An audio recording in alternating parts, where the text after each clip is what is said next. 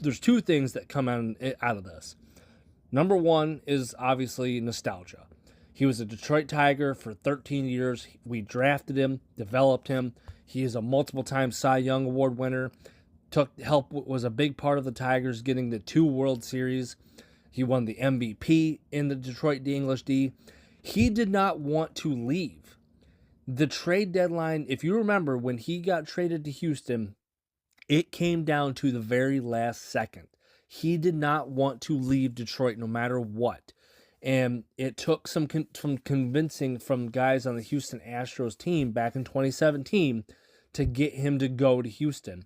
And eventually he ended up going, and he won a World Series there. He won another one in 2022. He won another Cy Young in Houston. But part of him has always been a Detroit Tiger. He said to Scott Harris, he has unfinished business here in Detroit. So now here's the thing. I'm okay with the nostalgia factor and how cool it is. And, when he pitches that first game in Comerica Park, it's going to be sold out. It's going to be loud.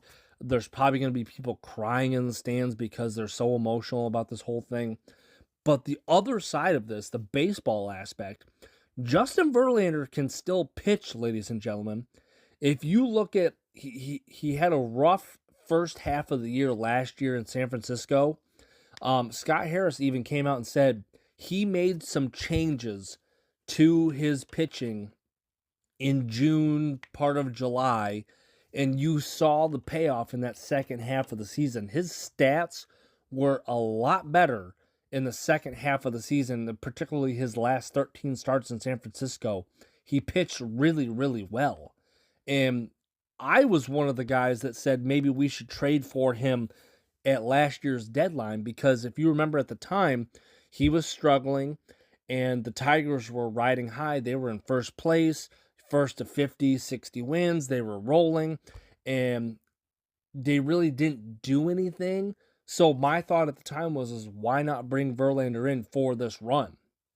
Now you fast forward and he has fixed some of his mechanics. He looks good. He's pitching well. And if he can keep those mechanics that he changed in June or July and carry those over into this year, this is going to be one hell of a 1-year contract. Keep in mind the way the contract is structured for the Tigers and for Verlander. It's a 1-year deal and it's $13 million. But $11 million of that contract is being deferred to 2030. You're paying Justin Verlander $2 million for this year. Talk about